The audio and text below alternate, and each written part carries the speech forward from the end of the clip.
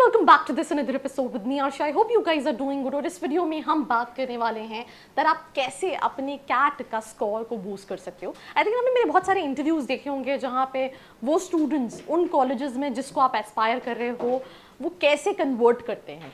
And सबकी एक statement जो है ना वो बहुत कॉमन होती है that you should give mocks. अब why mocks are very important because ये आपको आप जैसे आप डेली सुबह उठ के आईने में अपनी शक्ल देखते हैं that whether you looking good और नॉट, सेम वे आपको मॉक्स ये बताता है कि आपके कैट की प्रिपरेशन की क्या हालचाल चल रहा है. बहुत सारे स्टूडेंट्स ऐसे हैं जिन्होंने ये भी कहा है दैट मॉक्स में मेरे बहुत कम परसेंटेज बहुत कम मार्क्स आते थे but still we were able to score good in CAT. उसका रीज़न क्या होता है, जो स्टूडेंट प्रॉपरली मॉक्स को एनालिसिस कर पाता है उससे प्रोडक्टिविटी निकाल पाता है, that student will be able to score good percentile in CAT, and that only I'm going to discuss in this episode. Watch this complete episode. If you're new to my channel, don't forget to subscribe and press the bell notification icon which is right next to it. So let's start.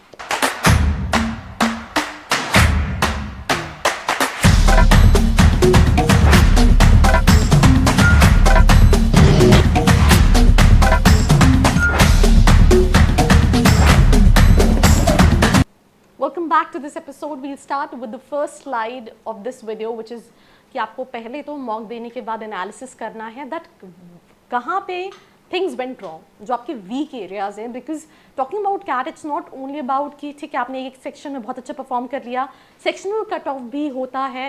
And अगर आपको एक बहुत अच्छा percentile चाहिए तो you have to be like कि आपका strong section और स्ट्रॉन्ग होना चाहिए और जो वीक सेक्शन है वो इतना होना चाहिए ताकि जो उसमें से मिनिमम मार्क्स हैं वो आपको मिल सके.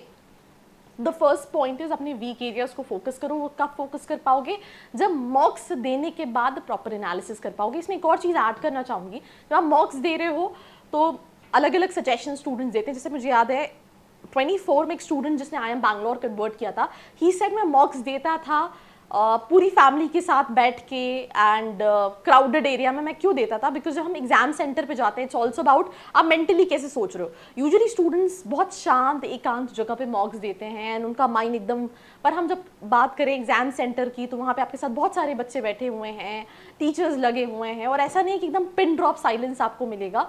तो you have to train yourself, ये एक सजेशन था. उसके साथ साथ हर तरह के मॉक्स दो, राइट. टफ मॉक्स दो, मीडियोकर लेवल के मॉक्स दो एंड क्या गलती कर रहे हो उससे अपने वीक एरियाज पे काम करो. Then only you will be able to score good. जैसे यहाँ पे एक पहली स्लाइड में था कि आप मॉक्स में लास्ट 50 डेज में कैसे अपने स्कोर बूस्ट कर सकते हैं. नाउ टॉपिक और सेक्शन वाइज टेस्ट भी इंपॉर्टेंट है. जैसे मैंने अभी शुरू में आपको बताया दैट कैट में it's not only about the overall percentile, it's also about you have to meet your sectional cut off limit as well. कि तुमने लेट्स से 98 परसेंटाइल स्कोर कर लिया. I travel to lot of colleges, मैं ऐसे student से मिलती हूँ. मैं एन एग्जाम्पल देती हूँ, मैं IMT ट्रैवल कर रही थी एंड वहाँ पे कई सारे बच्चे 98 परसेंटाइल वाले थे but they were not able to make it to sectional cut off. And बहुत सारे स्टूडेंट्स हर साल कॉल भी करते हैं. तो प्लीज़ टॉपिक वाइज और सेक्शन वाइज इंपॉर्टेंट है. रिवाइज की कॉन्सेप्ट्स आप ऑब्वियसली अगर सीरियस प्रिपरेशन कर रहे हो, मतलब दो तरह के एस्पिरेंट्स होते हैं, एक होता है ठीक है कैट देना है और एक होते हैं जो सीरियसली कैट देना है. तो अगर तुम सीरियसली कैट एस्पायर कर रहे हो तो डेफिनेटली तुमने अपने शॉर्ट नोट्स कॉन्सेप्ट वाइज बना रखे होंगे बिकॉज तुम्हारे लिए पूरी बुक हर चीज़ रिविजन करना इट्स नेक्स्ट टू इम्पॉसिबल. तो प्लीज़ रिवाइज करो की कॉन्सेप्ट्स को, ये बहुत इंपॉर्टेंट है. 3 से 4 मॉक्स पर वीक दो अभी के सिचुएशन में, राइट. एंड उन मॉक्स में भी थोड़े से डिफ्रेंसिएशन, ऐसे ही सेम तरह के मॉक्स आप लगा रहे हो और हर मॉक को एनालाइज करो. इसके साथ साथ कुछ और चीज़ें मैं डिस्कस करूँगी. एक्यूरेसी, टाइम के साथ ये भी बहुत इंपॉर्टेंट है. आपके पास टाइम लिमिट होगी. Practice high scoring questions, strength BARC, confident and be calm. देखो यार मतलब ये बहुत सारे टीचर्स नहीं बोलते होंगे जिनकी तुम वीडियोस देखते होगे. दे ऑलवेज से दैट यार मतलब if you not able to make it to all these older IIMs और top 10 top 20 colleges, life is like MBA really doesn't make sense. मेरा थोड़ा सा अलग वर्डिक्ट है बिकॉज हम भी वो एवरेज कैटेगरी के स्टूडेंट हैं.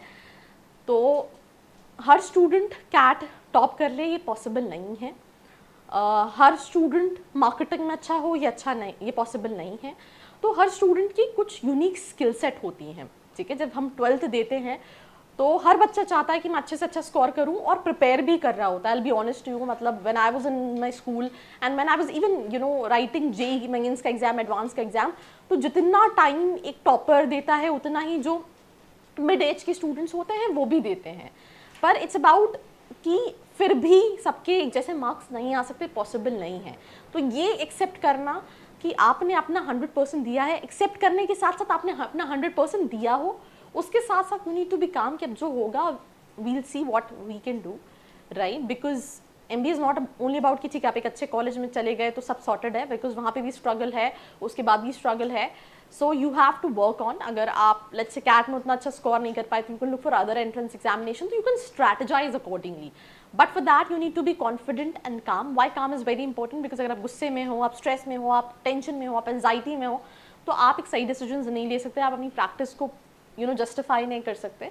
Keep all these things in your minds. Do share it with this episode with your friends, and ऐसी videos के लिए like, share and follow. I hope you like this video. For more such videos, keep watching our channel. And do not forget to like, share and subscribe.